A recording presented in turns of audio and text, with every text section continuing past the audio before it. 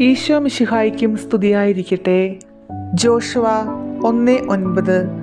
ശക്തനും ധീരനുമായിരിക്കണമെന്നും ഭയപ്പെടുകയോ പരിഭ്രമിക്കുകയോ ചെയ്യരുതെന്നും നിന്നോട് ഞാൻ കൽപ്പിച്ചിട്ടില്ലയോ?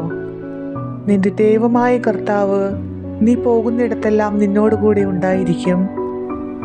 വചനത്തിൻ്റെ പശ്ചാത്തലം ഇങ്ങനെയാണ്. മോശയുടെ മരണം കഴിഞ്ഞപ്പോൾ ദൈവജനത്തിൻ്റെ നേതൃത്വ ചുമതല മുഴുവൻ ജോഷുവയ്ക്ക് കൈമാറപ്പെട്ടു. മുമ്പ് മോശയുടെ സഹായിയായി പ്രവർത്തിച്ചിരുന്നു എങ്കിലും ഇപ്പോൾ സ്വതന്ത്രനായ നേതാവായി മുഴുവൻ ജനതയെ വാഗ്ദത്ത ദേശത്തേക്ക് കൊണ്ടുപോകേണ്ടി വന്നു. അത് വളരെ വലിയ ഒരു ഉത്തരവാദിത്തവും ഭയപ്പെടുത്തുന്ന ജോലിയുമായിരുന്നു.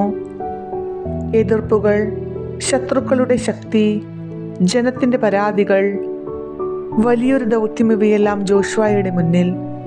അത്തരം സമയത്താണ് ദൈവം ശക്തമായ ശബ്ദത്തിൽ അവനോട് പറഞ്ഞത്, ശക്തനും ധീരനുമായിരിക്കണമെന്നും ഭയപ്പെടുകയോ പരിഭ്രമിക്കുകയോ ചെയ്യരുതെന്നും നിന്നോട് ഞാൻ കൽപ്പിച്ചിട്ടില്ലയോ? നിന്റെ ദൈവമായ കർത്താവ് നീ പോകുന്നിടത്തെല്ലാം നിന്നോട് കൂടെ ഉണ്ടായിരിക്കും. ഇത് ഒരു ഉപദേശമല്ല, കൽപ്പനയാണ്. ദൈവം തൻ്റെ ജനത്തെ ധൈര്യത്തോടെ മുന്നോട്ട് പോകാൻ കൽപ്പിക്കുന്നു.